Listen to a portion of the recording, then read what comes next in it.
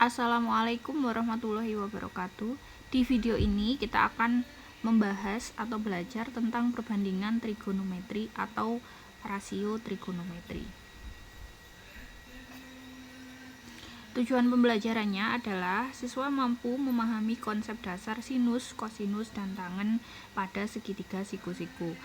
Yang kedua, siswa mampu menentukan nilai perbandingan trigonometri pada sudut istimewa. Dan yang ketiga, siswa mampu menyelesaikan masalah kontekstual yang melibatkan perbandingan trigonometri. Nah, apa itu trigonometri? Trigonometri adalah cabang matematika yang mempelajari hubungan antara sudut dan sisi dalam segitiga, terutama segitiga siku-siku. Istilah ini berasal dari bahasa Yunani trigonon, tiga sudut, dan metron, artinya mengukur. Oke, sebelum kita menghitung perbandingan trigonometri atau rasio trigonometri, terlebih dahulu kita harus tahu atau harus bisa menamakan sisi-sisi segitiga siku-siku. Yang pertama, kita lihat ini siku-siku di sini. Kemudian ada sudut alfa di sini. Nah, jadi untuk menentukan penamaannya itu berdasarkan alfa sudut.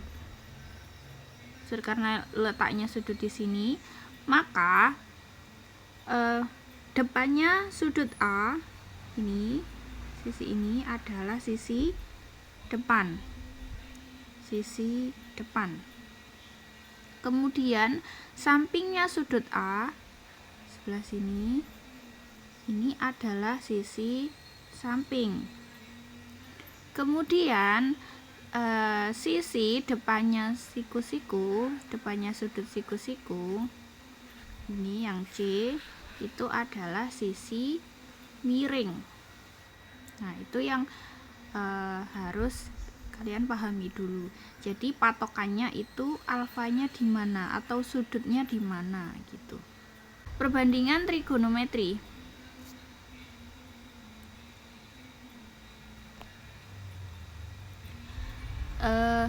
Untuk sin, nah di sini karena yang digunakan itu sudut alfa, berarti patokannya sebelah sini yang ada alfanya.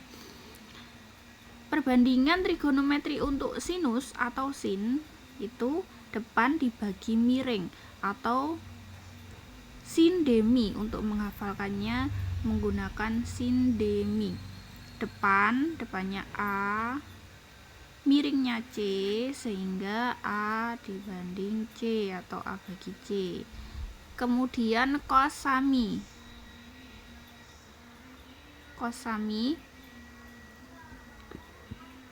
itu samping dibagi miring, sampingnya B dibagi dengan C, BC, kosami.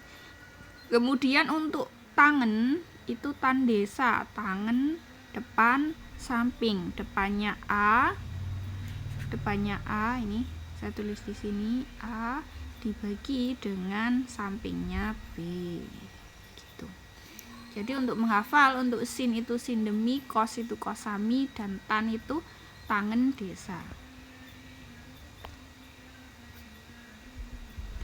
Ada beberapa identitas trigonometri yang mungkin akan banyak digunakan ya. Ada identitas kebalikan, yaitu kosek alfa itu sama dengan 1/sin alfa.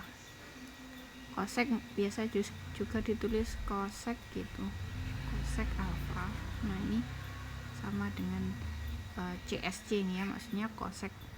Kemudian untuk sek atau sekan itu sama dengan 1/cos alfa. Selanjutnya kotangen alfa.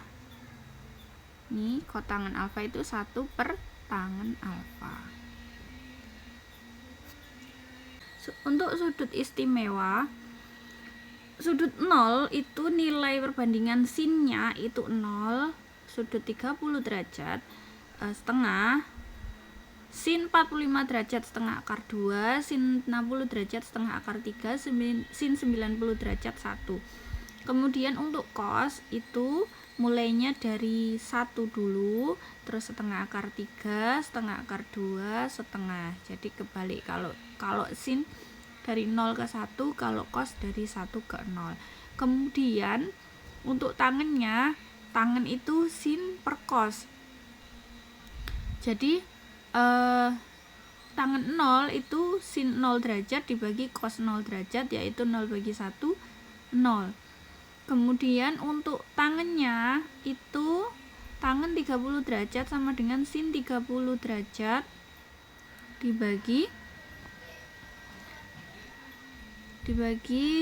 cos 30 derajat sama dengan setengah dibagi setengah akar 3 sama dengan 1 per akar 3. Kemudian sin 45 derajat itu setengah akar 2, cosnya setengah akar 2, sehingga tangannya setengah akar 2 dibagi setengah akar 2 sama dengan 1.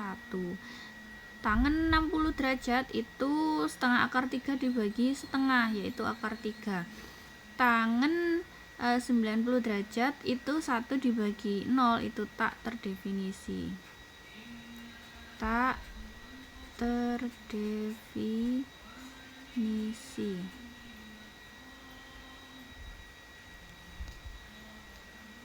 Nah, sekarang contoh soal perbandingan tangan. Sebuah segitiga siku-siku memiliki sudut alfa sebesar 30 derajat dan panjang sisi B adalah 10 cm. Berapa panjang sisi A? Jadi yang 30 derajat itu alfa, jadi yang sini. Kemudian B-nya ini 10 cm. Berapa sisi A? Nah, dengan menggunakan tangan itu kan tangan desa, depan, samping, A per B ini. Nah, tangan 30 derajat itu sama dengan A yang akan kita cari dibagi B-nya 10, sudah diketahui di soal. Nah, tangan 30 derajat tadi yang di sudut istimewa tadi nilainya adalah 1 per akar 3. Nah, 1 per akar 3 itu sama dengan A per 10. Kita kalikan silang sehingga diperoleh A itu sama dengan 1 per 3. 1 per akar 3 dikali 10 sama dengan 10 per akar 3. Kemudian contoh perbandingan sin. Nah, sebuah segitiga siku-siku memiliki sudut beta. Berarti yang di sini yang kita lihat yang ini 30 derajat dan panjang sisi B ini sama dengan 7. Berapa sisi C? Nah, sin itu kan depan miring, depannya beta itu B, miringnya C, sehingga sin beta sama dengan B per C. Nah, sin karena betanya 30, jadi sin 30 sama dengan 7 dibagi C. Nah, tadi di sudut istimewa diketahui bahwa sin 30 itu nilainya adalah 1 per 2, sehingga 1 per 2 sama dengan 7 dibagi C. Nah, untuk mencari C, berarti 2 dikali 7 sama dengan 14. Jadi panjangnya C ini 14 cm. Selanjutnya untuk perbandingan cos itu cos samping miring ya, diingat-ingat. Ini contohnya sebuah segitiga siku-siku memiliki panjang sisi C adalah 4 cm. C ini 4 cm dan B adalah 2 akar 3. Ini 2 akar 3. Tentukan sudut alfa. Nah, sudut alfa di sini. Nah, ini kan yang ada kalau sudutnya alfa berarti sampingnya B, miringnya C. Sedangkan untuk cos itu kan samping miring, berarti B per C. Sini. B sudut cos alfa sama dengan B dibagi C. B-nya 2 akar 3.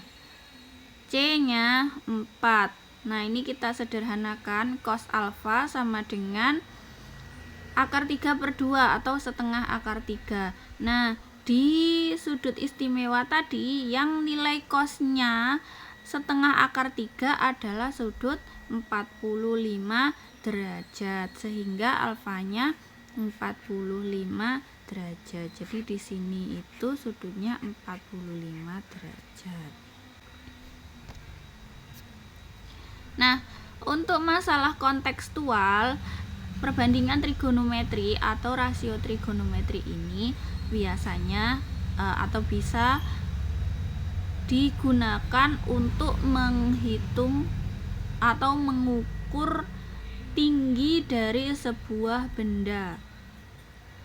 Ini contohnya, seorang wisatawan berdiri pada jarak 20 meter dari kaki sebuah meru atau bangunan suci bertingkat tradisional di Bali. Dari tempat wisatawan berdiri, sudut elevasi puncak Meru tersebut adalah 30 derajat. Tentukan tinggi Meru dari tanah hingga puncaknya jika diketahui tinggi wisatawan adalah 1,8 meter. Nah, oke. Tadi yang diketahui adalah jaraknya 20 meter yang bawah ini, jarak antara pengamat dengan objek yang diamati. Kemudian ada sudut elevasinya 30 derajat. Jadi ini sudut elevasi. Jadi sudut antara garis lurus ini, garis bayangan, bisa dibilang bayangan gitu ya, sampai sini, dan ini tegak lurus ke garis garis antara mata si pengamat sampai puncak objek yang dihitung. Nah, ini namanya sudut elevasi. Ini 30 derajat. Kemudian tinggi pengamatnya 1,8. Oke. Kemudian yang diketahui berarti ada ini 20 meter sampai sini ya. Ini 20 meter. Kemudian kita akan cari tahu tingginya, ini A ya. A. Nah, tingginya objek ini, bangunan ini adalah panjangnya A yang akan kita cari ditambah dengan tinggi pengamat, yaitu 1,8 meter. Oke. Sekarang kita cari A dengan menggunakan perbandingan tangen. Karena yang diketahui di sini adalah sudut elevasi 30 derajat, kemudian sisi yang diketahui adalah depannya dan sampingnya. Desa. Tangen 30 derajat sama dengan A dibagi 20 derajat. Tangen 30 derajat itu 1 per akar 3. Nah, 1 per akar 3 sama dengan A per 20. Nah, dari situ kita bisa temukan nilai A-nya itu sama dengan mendekati dibulatkan ini ya. Jadi 11,54. Cara menghitungnya gimana? Akar 3-nya kita gunakan kalkulator, gunakan alat bantu. Nah, setelah diketahui nilai A, kita bisa menghitung tinggi Meru dengan cara menambahkan tinggi badan pengamat dengan A. 1,8 ditambah 11,58 sama dengan 13,34 meter. Jadi tinggi Meru ini adalah 13,34 meter. Oke. Sekarang kalian hitung berapakah tinggi objek ini jika diketahui seorang wisatawan berdiri pada jarak 25 meter dari kaki sebuah meru. Kemudian dari tempat wisatawan berdiri, sudut elevasi puncak Meru tersebut adalah 45 derajat. Tentukan tinggi Meru dari tanah hingga puncaknya jika diketahui tinggi wisatawan adalah 1,6. Silahkan dicoba mengerjakan.